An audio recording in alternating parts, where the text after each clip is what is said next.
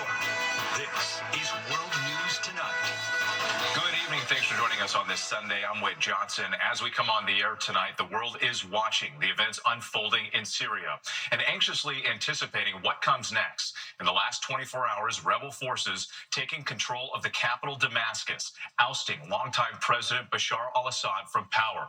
Across the country, people seen celebrating in the streets. The Assad family had ruled Syria with an iron fist for 5 decades. Earlier today, President Biden calling the fall of Assad a fundamental act of justice, but saying this is also a moment of risk and uncertainty. The rebels who toppled Assad had previous links to al-Qaeda, and the U.S. is clearly concerned about ISIS taking advantage of the chaos. Hundreds of American troops are still serving in Syria, even carrying out dozens of airstrikes today. As for Assad, Russian state media reports he's now in Moscow, given asylum. Russia, a longtime backer of his regime. And tonight there is news on an American journalist kidnapped in Syria more than a decade ago. ABC's chief global affairs correspondent Martha Raddatz is standing by. But first, ABC's chief international correspondent James Longman leads us off from Beirut. Tonight, history unfolding at lightning speed in the Middle East. Syrian dictator Bashar al-Assad overthrown by rebel fighters.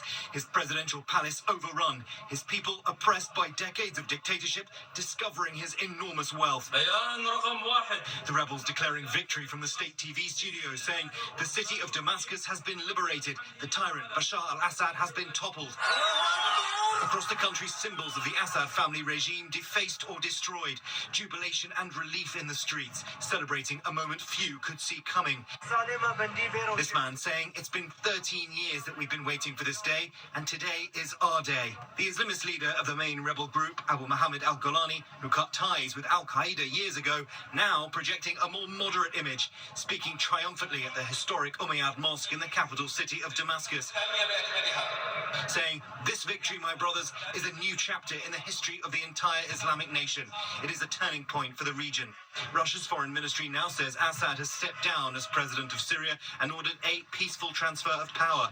Russian state media reporting he and his family are now in Moscow. Assad, in power for more than 24 years, oversaw the brutal crushing of the revolution against his regime through more than 13 years of civil war. The UN says more than 7 million Syrians are displaced within the country, with over 6 million more seeking refuge abroad. Russia, Iran and Hezbollah had helped him cling to power, but with those allies distracted in wars in Ukraine, Gaza and Lebanon, the rebels seized their opportunity. President Biden speaking this afternoon. At long last, the Assad regime has fallen. This regime brutalized and tortured and killed literally hundreds of thousands of innocent Syrians. 900 U.S. troops are currently in the country as part of the fight against ISIS. Biden indicating that will continue. We're clear-eyed about the fact that ISIS will try to take advantage of any vacuum to reestablish its capabilities and to create a safe haven. We will not let that happen. Going on to say that the U.S. had conducted airstrikes against ISIS just today.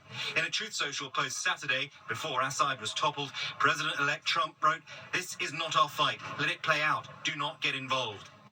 Tonight is a night of real joy for millions of Syrians. It's also a time to remember the many, many loved ones who were killed by the Assad regime and their allies. It's also a time of real danger where hope may turn to violence. Whit?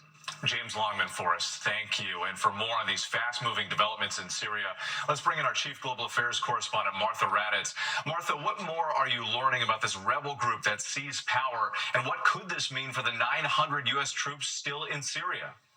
Well, with those 900 U.S. troops are in Syria specifically to keep after ISIS, and today's U.S. bombing of 75 ISIS targets is a reminder ISIS is still active. So the Pentagon says the U.S. forces will remain in Syria for now, and they feel they are safe. As for the rebel group now in charge in Syria, the U.S. listed the leader as a specially designated global terrorist, and even though he says he's now cut ties with al-Qaeda, this is not going to be a shining democracy. Yeah, approach with caution appears to be the rule here.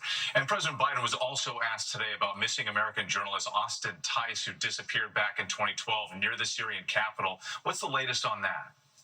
Well, Tyson was believed to be in the hands of the Assad regime. President Biden said today that he believe he is alive and he is committed to returning Tice to his family, but at the same time acknowledging this is a moment of considerable risk and uncertainty. Whit? And so much at stake. All right, Martha, thank you. Turning now to thank you. Tonight, President-elect Donald Trump offering a clearer picture of his plans for his second administration and what he expects to do on day one in the Oval Office, saying he will pardon January 6 rioters and hold the January 6 committee to account. Here's ABC News White House correspondent Mary Alice Parks. Tonight, President-elect Donald Trump promising his administration will move quickly on day one with a series of executive actions and pardons for January 6 rioters. First day. Yeah, I'm looking for Issue these pardons. These people have been there, how long is it, 3 or 4 years? 4 years ago, Trump supporters violently stormed the U.S. Capitol to protest the results of the 2020 election. About 140 officers were assaulted, according to the Justice Department. Since then, more than 950 defendants have been convicted, nearly 2/3 receiving prison time. Trump also saying he will not explicitly direct his Justice Department nor his nominee for FBI Director Kash Patel to investigate his political enemies, but then said members of Congress who served on the January 6th committee should be in jail. And Cheney was behind it, and so was Benny Thompson, and everybody on that committee. We're going to... For what they did, Yeah. honestly, they should go to jail. So you think Liz Cheney should go to jail?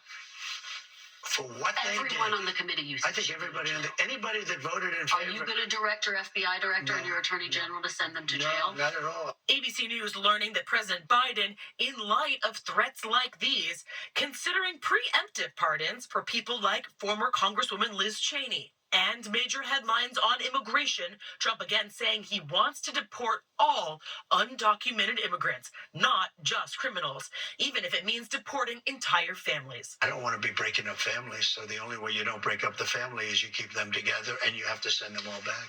Now, Trump also said that he wants to try to end the idea of birthright citizenship. That's the guarantee that people born on U.S. soil are then automatically U.S. citizens. It's not clear if he can just do that through executive action or what it would look like if he tries. That is a right that is understood to be enshrined in the 14th Amendment of the Constitution. Well, Mary Alice Parks, thank you. A historic weekend in Paris, the city's iconic Notre Dame Cathedral reopening and packed this morning for the first mass in more than 5 years since that devastating fire. President-elect Trump joining other world leaders, including French President Emmanuel Macron, and meeting privately with Ukrainian President Zelensky. ABC's foreign correspondent Tom Soufi Burridge from Paris tonight. The newly refurbished Notre Dame tonight in its full glory. The Bishop of Paris knocking on the vast wooden doors, the bells resonating, the choir back in full voice, and those doors officially reopened to this truly magical music. Notre Dame's 8,000-pipe organ restored and roaring once again.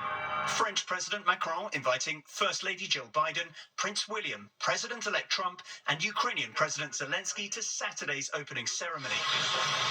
Macron also organising a meeting with Trump and Zelensky at the Élysée Palace. Back at Notre Dame, the cathedral's first mass today in more than 5 years, since that devastating fire in 2019. The firefighters who bravely saved the cathedral on that day were honoured Saturday with this standing ovation, and the cathedral lit up with a message of thanks. There'll be ceremonies here at the cathedral on each of the next 7 days. It's free to visit, but online reservations are already booked out for the next week, and we're expecting a long line of hopeful visitors tomorrow morning. An inspiring sight in Paris. Tom Soufi Burridge, thank you.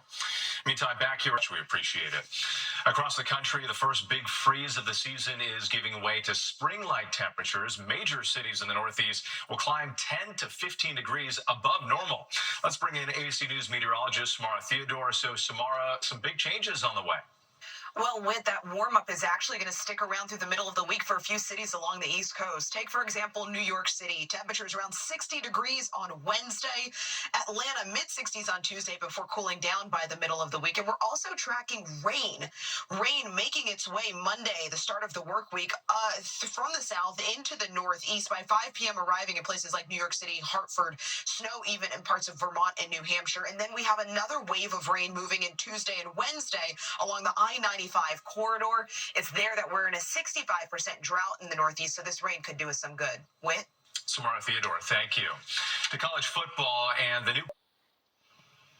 To the index now, a record auction price for a piece of entertainment memorabilia. A pair of ruby slippers worn by Judy Garland in The Wizard of Oz sold at auction Saturday for $28 million. This pair had been stolen in 2005 from a museum in Minnesota. The FBI recovered them in 2018 and returned them to the owner. No word on who made the winning bid. When we come back after